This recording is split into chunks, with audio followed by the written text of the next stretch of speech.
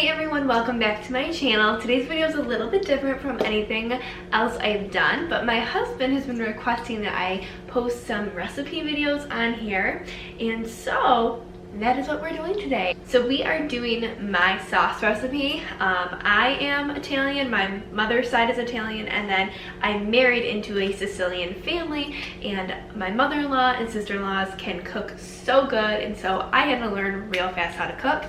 And my husband would say I've done a pretty darn good job, and a lot of people always say that my sauce is one of their favorites, so I thought I would share with you guys my secret recipe, even though it's not very secret, but it's still really good. Jar sauce is nasty, and it's not hard at all to make your own sauce.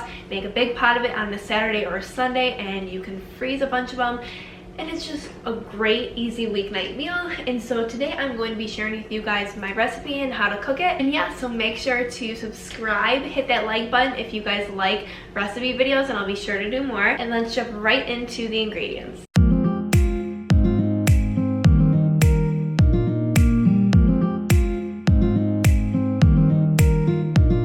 Okay, so this is exactly what I put in my sauce, starting with the actual tomato sauce part. If you have this in your stores, you must get this. I have tried Hunt's, I've tried other stuff, and nothing beats a Steve Fratelli Italian sauce. It is so good. It has a really good flavor. It's not super acidic, and so if you don't have this, maybe look online, but this is the reason why it's so good. I can promise you that. So I'm making a big batch of it today, so I'm using 5 cans of sauce. These are smaller onions, so I do 2 onions, a lot of garlic. I don't even know how much, maybe like 7 or 8 cloves of garlic, salt and pepper, crushed red pepper. My mother-in-law uses Hungarian hot peppers. I don't like mine too spicy, so I just do a little bit of this. Fresh basil is a must. You cannot use dried basil in your sauce. You need to get fresh basil. I do put sugar in mine. I know there's a lot of debate on sugar, if it belongs in there or not, but I really like just a little bit in there. Olive oil, a little bit of wine, but mostly for me. You have to drink wine when you're cooking sauce, right? Okay, then I have just some ground chuck, and then this is also where the money's at. You need to add a little pork into it. This is just boneless country style ribs. The pork fat in the sauce is gonna give it really good flavor. That is all you need. It's so simple. I cannot wait to show you how easy it is. You are going to love to make it and love to have it in your freezer. It is so good. Your husband's gonna love you after making this. Okay, let's get started. The first things first is we need to cut up our onions and garlic. Get those in the pan and saute them up. While I get my onions and garlic sauteed, I am going to brown up my ground beef. I'm not going to do all this meat because it's almost 3 pounds, but I'll probably do a little over a half. You're just going to add salt and pepper to your ground beef, and that's it while it's browning. I talked about this Ninja machine in my baby food video.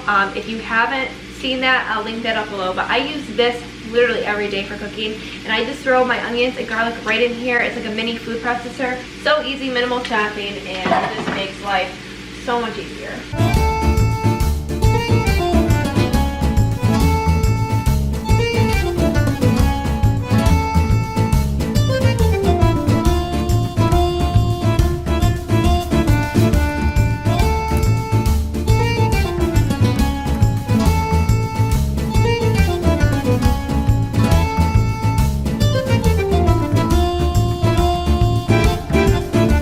Saute the onions and garlic up. Then I'm going to add in my fresh basil after like 5 minutes of this cooking. The reason being is you want those fresh aromatics to like really get out that flavor. The ground beef is almost done browning.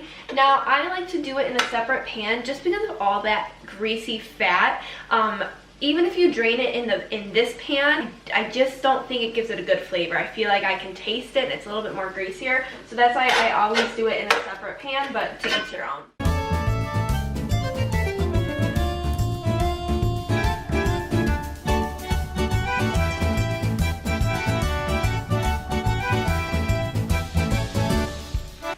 So medium-high heat for the onions and garlic. You just don't want it too hot because if that garlic burns, it's no good. You need to start over if that's the case.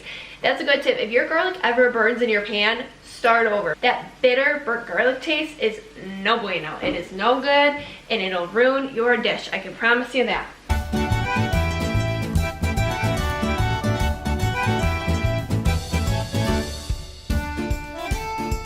Okay, so this is what it looks like. It's been cooking in there for, I don't know, maybe a couple minutes. And you just want to let those flavors really cook down. And then over here, this is my ground beef. It's all done, ready to add in.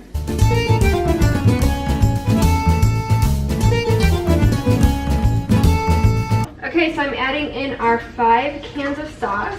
And for the 5 cans of sauce, I'm gonna do 2 cans of water. Make it a little bit more like, no, I don't want to say water, that's like not the right terminology.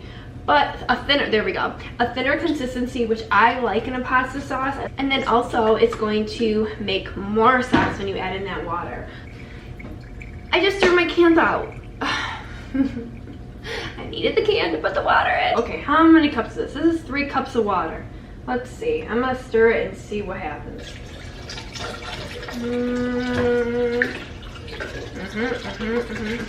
Oh yeah, okay. 3 cups of water that was, and that was perfect. Okay, let me show you the consistency of my sauce and what I like it to be at. Oh yeah, okay, so this is the consistency I like mine at. Nice and like thinner. This is just the sauce, onion, garlic, basil, and wine. So I'm gonna go ahead and add in some salt now. Honestly, to taste, I don't measure really, so a good amount of salt though. You want it to be flavorful. All right, pepper. The way I measure pepper is I coat the entire top of it, and that's it. And then obviously, like, you can test and see if you need more. When it comes to the crushed red pepper, like I said, I don't want it too spicy because I'm also feeding my children. So I do, maybe like 3 shakes of it. 2, 3, 4. Like 4 shakes of it. Take that with what you will. Now the big debate. Sugar. Do you put sugar in your sauce? I put it in there. I like it. I like that kind of like sweet and spicy taste to it. Don't measure it. I just do, let's see, this is about a tablespoon. Yeah, about a tablespoon. I'm telling you, these ribs, the meat on it, so good. So I dropped mine in raw. That's, you can go ahead and brown them in that pan. You can go ahead and brown them up. I just dropped them in raw. So this is how they come. And I'm just gonna throw, let's see, there's 4 of them. I'm gonna throw 2 in there. Oh, it's snowing. How pretty. Okay, I'm just gonna go ahead and throw 2 ribs in there, and then I will freeze the other 2. Good for another sauce, another day. Okay, I'm gonna wash my hands. Oh, my daughter's awake. Hi, Lucy. How was your nap? Say hi. Hi. How was your nap? It was good. Did you have any dreams? Yeah. What did you dream about? I dreamed about going on a bicycle on a tree. Aww. Was it a good dream or a bad dream? It was a good dream. I love you. Look what Mama's making. What am I making? Pasta. Pasta. Do you love pasta? Yeah. Okay. You gonna help Mama? Mm-hmm. Okay. Yeah. Say bye. Bye. Alright, now I'm just gonna go ahead and add in my meat, and I'm just kind of draining it as I throw it in there. Not being too precise or anything like that. And then making sure that they're all like pretty small pieces. You don't want any big chunks of meat in there. Now I added my ground beef to it, and those Western style ribs are in there. So good. Oh my gosh, it already smells good. I turn the heat up so it's gonna come to a boil, and then I will let it simmer for literally hours on end. And that, my friends, is an easy, delicious, very authentic Italian pasta sauce. So good. How easy was that? I mean, it wasn't even hard ingredients, wasn't hard steps. It doesn't even take a lot of time to prep. It just takes a lot of time to cook. That's my biggest tip. Let it cook for as long as possible, and it's even better the next day. And then, oh, I can show you guys how I store it for the freezer. Let me do that. Okay, so this is how I store it. In these 2-pound yogurt containers. My mother-in-law, that's what she does, and so I adopted that from her, so thank you, Janina. So I use these for when I make a big pot of sauce. I will put my pasta sauce in here, put the lid on, and put these in the freezer. So one of these like 2-pound yogurt containers is enough sauce for like me and my husband and daughter.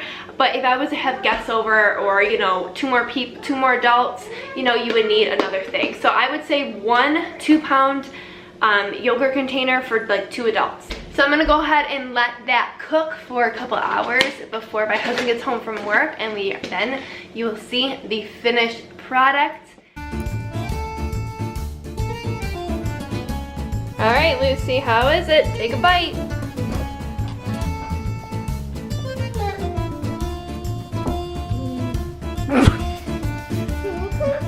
How is it?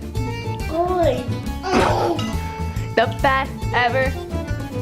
Hello, it is the next day. I completely dropped the ball on finishing out the video last night, but we are all so hungry. The kids are crazy, so it is the next day. So the sauce cooked throughout the rest of the evening, and I didn't do anything to the pork yet, but it is morning, and I'm headed over to my girlfriend's house who just had a baby, and this pot of sauce is for her. I'm making her and bringing her pasta. So I wanted to share real quick the pork. So I fished out all the pork. You can tell like it is falling apart. All the bones are falling apart, which is a really good sign. And all I'm doing is taking 2 forks and shredding up that pork meat and putting it right into the sauce. And that is it, you guys. So thank you so much for watching this video. It is my first ever recipe video. My kitchen is not like set up to film in it, like the lighting's off and stuff like that, but you get the gist of it. I hope you guys enjoyed it. Don't forget to subscribe and hit that like button, and I will see you guys in my next video. Bye. We've been walking down this road some time, and you love me good, no lie.